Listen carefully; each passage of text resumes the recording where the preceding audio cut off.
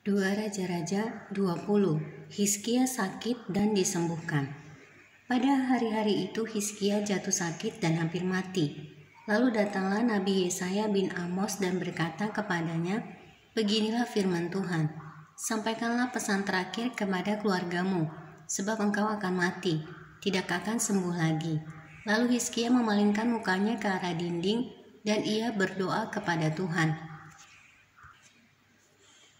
Tuhan, ingatlah kiranya bahwa aku telah hidup di hadapan-Mu dengan setia dan dengan tulus hati, dan bahwa aku telah melakukan apa yang baik di mata-Mu.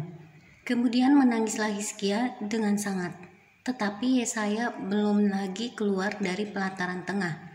Tiba-tiba datanglah firman Tuhan kepadanya, "Baliklah dan katakanlah kepada Hizkia raja umatku, beginilah firman Tuhan Allah Daud, bapa leluhurmu. Telah kudengar doamu dan telah kulihat air matamu. Sesungguhnya aku akan menyembuhkan engkau. Pada hari yang ketiga engkau akan pergi ke rumah Tuhan. Aku akan memperpanjang hidupmu 15 tahun lagi. Dan aku akan mendapatkan engkau dan kota ini dari tangan Raja Asyur. Dan aku akan melepaskan engkau dan kota ini dari tangan Raja Asyur. Aku akan membagari kota ini oleh karena aku dan oleh karena Daud hambaku." Kemudian berkatalah Yesaya, "Ambillah sebuah kue arah." Lalu orang mengambilnya dan ditaruh pada bara itu, maka sembuhlah ia. Sebelum itu Hizkia telah berkata kepada Yesaya, "Apakah yang akan menjadi tanda bahwa Tuhan akan menyembuhkan aku dan bahwa aku akan pergi ke rumah Tuhan pada hari yang ketiga?" Yesaya menjawab, "Inilah yang akan menjadi tanda bagimu dari Tuhan, bahwa Tuhan akan melakukan apa yang telah dijanjikannya. Akan majukah bayang-bayang itu 10 tapak atau akan mundur 10 tapak?" Hizkia berkata, "Itu perkara ringan bagi bayang-bayang itu untuk memanjang 10 tapak. Sebaliknya, biarlah bayang-bayang itu mundur ke belakang 10 tapak." Lalu berserulah Nabi Yesaya kepada Tuhan. Maka dibuatnyalah bayang-bayang itu mundur ke belakang 10 tapak, yang sudah dijalani bayang-bayang itu pada petunjuk matahari buatan Ahaz. Hizkia dan para utusan dari Babel. Pada waktu itu Merodah Baladan bin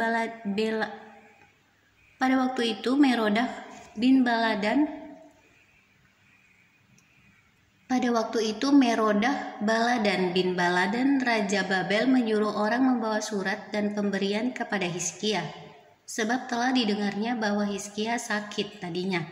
Hizkia bersukacita atas kedatangan mereka, lalu diperlihatkannyalah kepada mereka segenap gedung harta bendanya, emas dan perak, rempah-rempah, dan minyak yang berharga, gedung persenjataannya, dan segala yang terdapat dalam perbendaharaannya.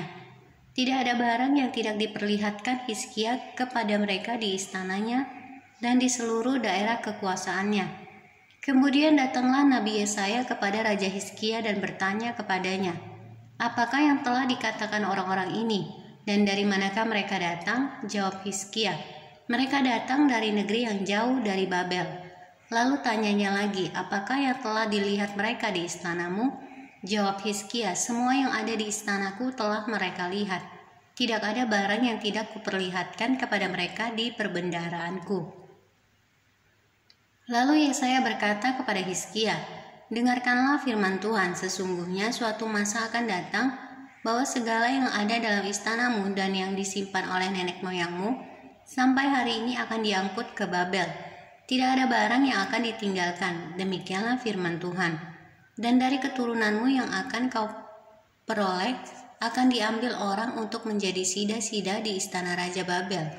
Hizkia menjawab kepada Yesaya, "Sungguh baik firman Tuhan yang engkau ucapkan itu, tetapi pikirnya asal ada damai dan keamanan seumur hidupku."